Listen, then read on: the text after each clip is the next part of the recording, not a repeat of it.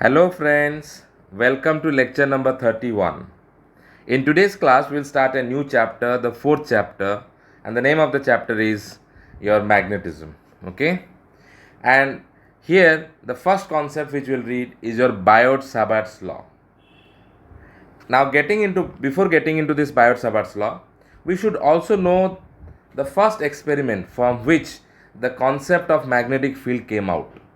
It was done by a Danish physicist known as Ørsted. Okay, so according to his name, it is called Ørsted experiment. This was the first experiment which gives us a confirmation that there is a existence of magnetic field. So let us start. Let's try to understand what Ørsted did in his experiment. The first thing what he did was he took a current carrying conductor. And he placed a charge q here. He placed a static charge. Okay. Then he tried to observe what happens. He saw no effect on the charge. Okay. Then he thought of for many years, and in the second go, he took another current carrying conductor, and here this time the charge which was placed, he gave some velocity to the charge. So here he gave some velocity to the charge. Okay, velocity to the charge. That means the charge is not static this time. Now what he observed? Now he saw that the charge got deflected from its path. He saw the charge got deflected. The charge got deflected from its path. So this is what the experiment he did, and these were the observations. Now question comes, what was the conclusions that were drawn? So he drew two important conclusions from here. Okay. The first conclusion what he drew was, he told there must be a field other than the electric field which produces this force on the charge, for which there is a deflection. So first conclusion he made, that there must be a field other than electric field which provides a force to the charge, for which we see the deflection. Okay. Then what is the second conclusion he drew? He told that the current carrying conductor produces a magnetic field. Okay. The field which was talking about other than the electric field, he told that the current carrying conductor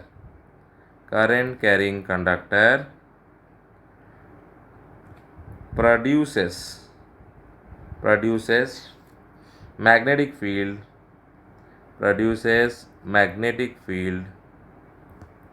B vector.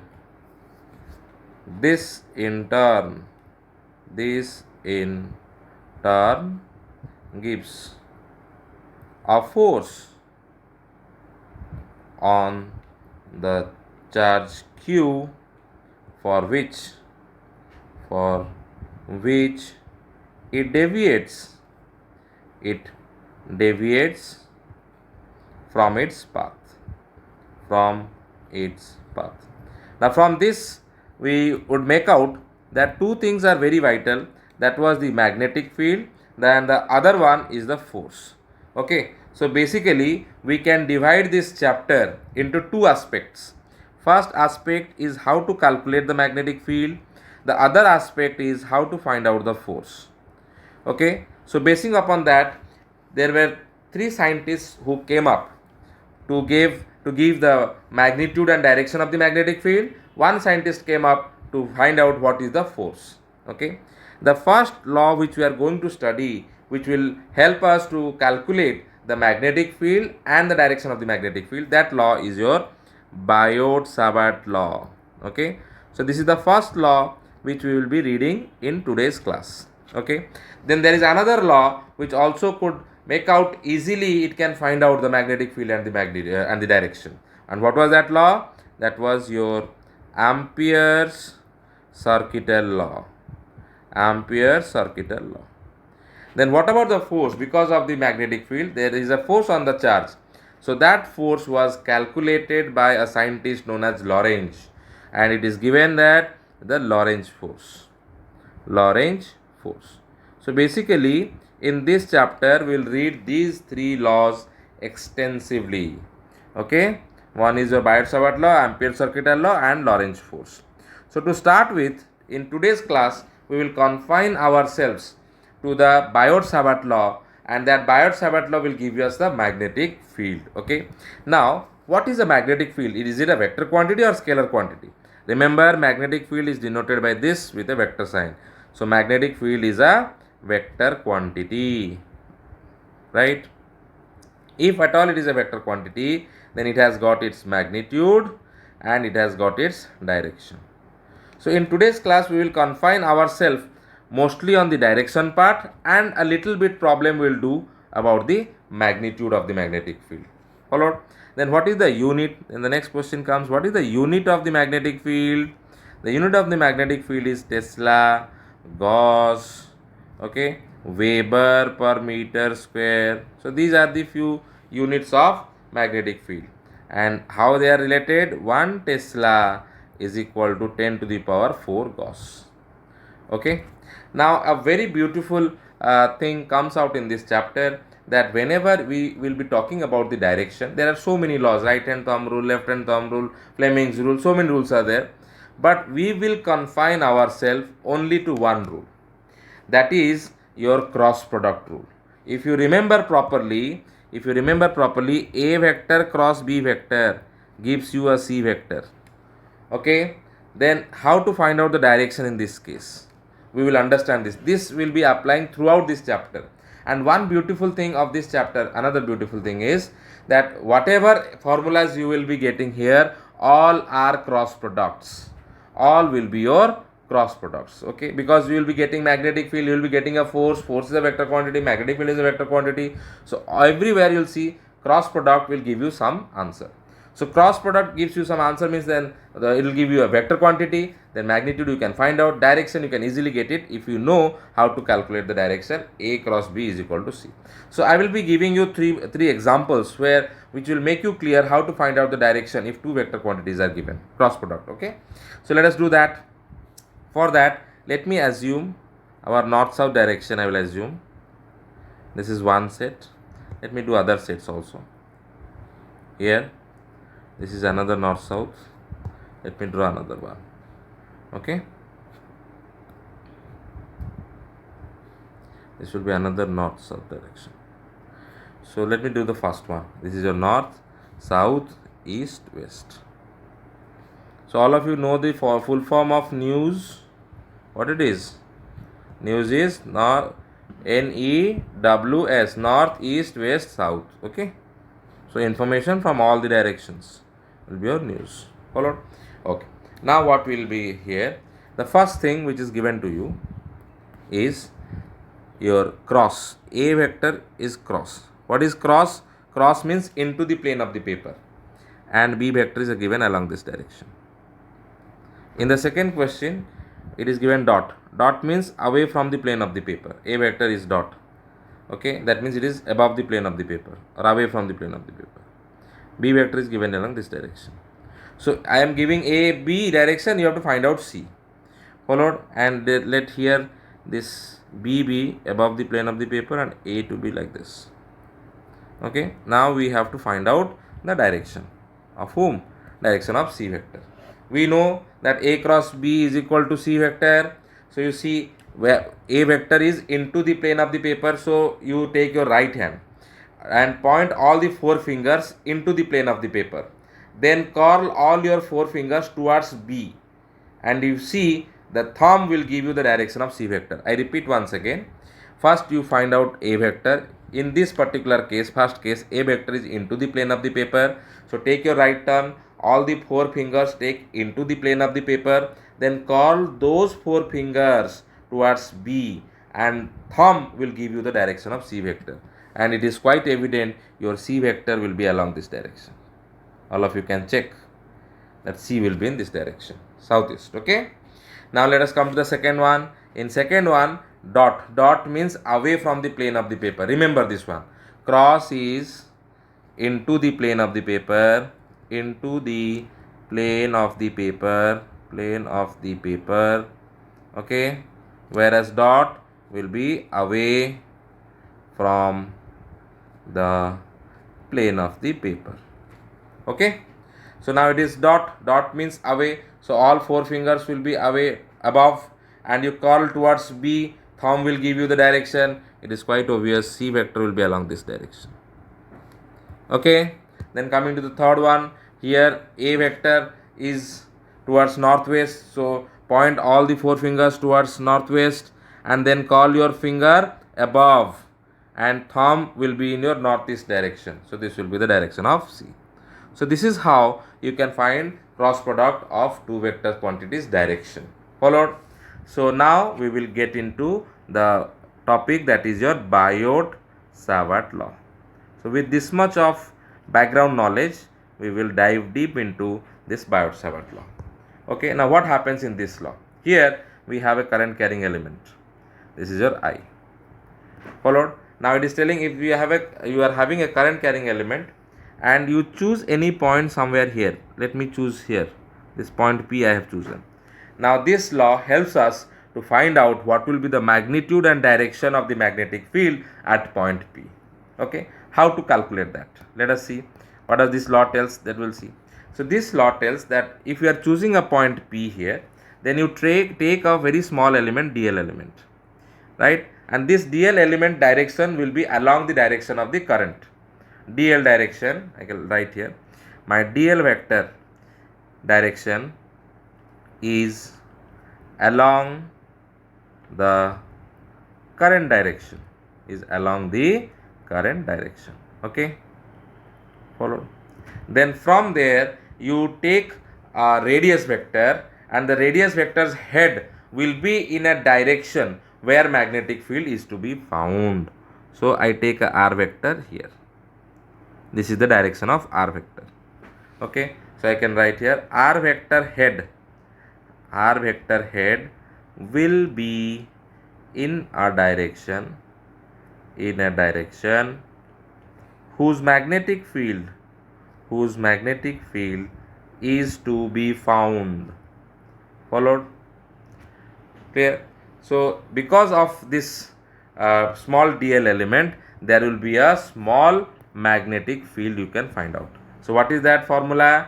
According to Biot-Savart law, he told that small magnetic field due to the dl element will be mu naught I is the current, divided by 4 pi dl vector cross r vector, divided by r vector mod q. Okay, r vector mod q. So this is the formula. Okay. Now dl cross r, which is the angle it is talking about? This angle it is talking about. Okay. Now if I want to find out what should be the direction, dl cross r. So dl is always along the current direction. Now you see, extend all your four fingers of the right hand in the direction of dl, that is I vector. Call that towards the radius vector. You see, thumb is pointing into the plane of the paper. So the direction of the magnetic field at point P is cross. Cross means into the plane of the paper. Okay, so this is how you can find out the direction. Now if I don't want the cross product, I will want to represent in terms of sign. Mu naught I by 4 pi dl r gets cancelled out, dl sin theta divided by r square. Okay. So if sin theta r square, if no sin theta, it is r cube. Now what is mu naught? The way you have studied about epsilon naught, that was your permittivity. Here mu naught is your permeability of free space, okay. And what is its value? Its value is 4 pi into 10 to the power minus 7 Tesla meter per ampere. So this is the unit, okay. Now what will be the value of mu naught by 4 pi? It will be 10 to the power minus 7. This value is required while solving some problems. Followed? Is it clear? Now let us take some examples and try to find out what should be the direction. Okay, we'll take few examples just to calculate the direction, just to find out the direction. The first one. Now here the current direction is given in this manner. The current is flowing in like this, followed, and here the point P is somewhere here. Right? It is telling what should be the direction of the magnetic field at point P. Then what did I say? You take a dl element along the current direction, then you draw your r vector here in this manner. So I will extend all my 4 fingers towards in the direction of current. Then I move towards your radius vector. This is your r vector. And what will be the direction at point P? Into the plane of the paper. The thumb will give you the direction. So that will be into the plane of the paper. So I hope you have understood this one. Then let us go to the second one. Here the current is into the plane of the paper. The current is into the plane of the paper. And the point P is situated here. Then how to draw the r vector? From here I will draw the r vector. Okay. Then I will so all the 4 fingers into the plane of the paper. I will call them towards r vector, and I see that thumb is in this direction. This will be the direction of the magnetic field. I hope it is clear. Then let us go to the third one. Here we'll see the current carrying element is along this direction. Okay, this is the direction of the current carrying element. Now what is the point P? The point P is situated here. I will take a dl element along the direction of the current. Extend my all the 4 fingers of the right hand into the direction of the current. Then r vector is which one? I will join from here to here. That will be your r vector. I will curl all my fingers towards r vector, and I see at point P the thumb is pointing into the plane of the paper. So the direction of the magnetic field will be into the plane of the paper. Let us go to the fourth one. In the fourth one we will see, let me take some coordinates here.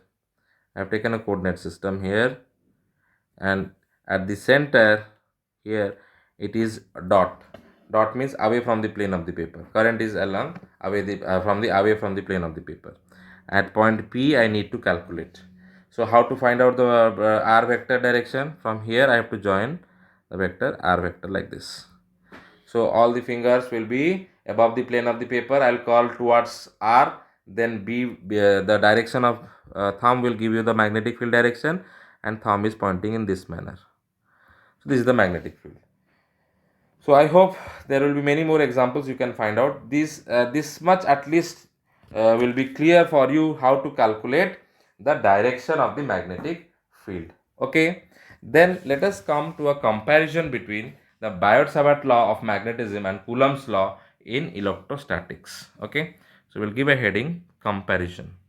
Comparison of Biot-Savart law in magnetism and Coulomb's law in electrostatics. Okay, so there is some relationship. So whatever job this Coulomb's law does in your electrostatics, the same job is done by the Biot-Savart law in magnetism. Followed. The first comparison point we can say a current element I dl vector produces a magnetic field, whereas a charge dq produces electric field. Okay. Second one, both shows inverse square law. Both show an inverse square law dependence on distance. Okay. And the third one is your that electric field may be due to a single charge or due to a distribution of charges, whereas the magnetic field is due to a current distribution. So electric field is due to a single charge, or a distribution of charge, of charge. Okay, whereas your magnetic field is only due to the current distribution. Magnetic field is only due to the current distribution. Okay, so these were the few comparisons between your Biot-Savart law and Coulomb's law. Okay, so now in our subsequent class, that is your next class, we will go to find the magnitude of the magnetic field by applying Biot-Savart law. And to be very specific, in our next class, next two topics, I will tell you in the first topic, I will tell you the first application of Biot-Savart law, that is to find out the magnetic field due to a straight current carrying wire. That will be the next content. The second chapter, in the third lecture, we will find out the second application of Biot-Savart law, that is to how to calculate the magnetic field in a circular current loop. Okay, so I hope everybody must have understood what is the Biot-Savart law, how to find out the direction of the magnetic field by applying Biot-Savart law. Followed, and in our subsequent classes we will go for the magnitude of the magnetic field. I hope everybody must have liked the video. Do not forget to like and share the video, and do subscribe my channel. And any queries you have, you can mail me in the mail ID which is given below. Thank you for your kind patience.